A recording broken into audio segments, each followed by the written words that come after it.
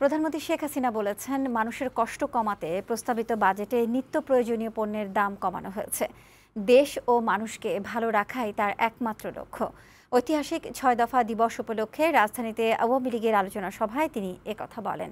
মানুষের আস্থা ও বিশ্বাস তার একমাত্র শক্তি উল্লেখ করে প্রধানমন্ত্রী বলেন, সেই শক্তি নিয়েই দেশকে এগিয়ে নিতে চান। তারেক শিকদারের প্রতিবেদন।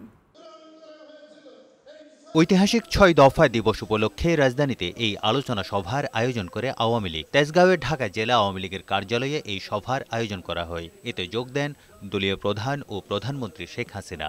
এ সময় ৬ দফার গুরুত্ব ও তাৎপর্য তুলে ধরে বক্তব্য রাখেন দলের কেন্দ্রীয় নেতারা।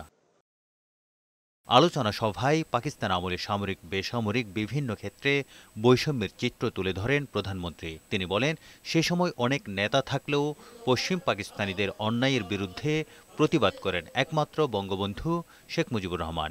এই যে দীর্ঘদিনের যে বঞ্চনা, এই বঞ্চনার বিরুদ্ধে প্রতিবাদ কিন্তু জাতির পিতা বঙ্গবন্ধু শেখ মুজিবই করেছিলেন। আমাদের দেশের সবচেয়ে দুর্ভাগ্য হলো যে আমাদের কিছু কিছু নামি দামি হোমলা চোমরা নেতারা ছিলেন, তারা কখনো এই বঞ্চনার কথা বলতো না।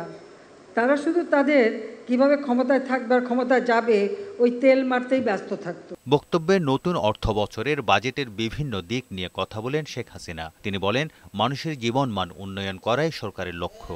সেই জন্য বাজেটে নিত্যপণ্যের দাম কমানো হয়েছে। এই বাজেটে এবার কতগুলি মৌলিক চাহিদা, মানুষের মৌলিক যে অধিকার সেটাকে নিশ্চিত করার জন্য, যেমন শিক্ষা, স্বাস্থ্য, কৃষি, তারপরে দেশীয় শিল্প, এইগুলিকে সবথেকে বেশি প্রাধান্য দেওয়া হয়েছে, যা মানুষের জীবনটাকে উন্নত করবে। প্রধানমন্ত্রী বলেন, নিম্ন আয়ের মানুষকে বিনামূল্যে খাবার দেওয়ার পাশাপাশি সরকার সামাজিক নিরাপত্তা বেষ্টনীর আওতা বাড়িয়েছে। ন্যায্য মূল্যে চাল, ডাল, তেল যাতে পায় এবং যখন যেটা প্রয়োজন আমরা সেটা দিতে পারবো যারা এরকম সীমিত আয়। আর যারা একেবারে হতদরিদ্র নিম্নবিত্ত তাদেরকে তো আমরা বিনা পয়সায় খাবার দিচ্ছি। তাছাড়া আমাদের সামাজিক নিরাপত্তা, প্রায় ১৫০টা সামাজিক নিরাপত্তার মাধ্যমে আমরা মানুষকে আর্থিক সহায়তা দিয়ে যাচ্ছি।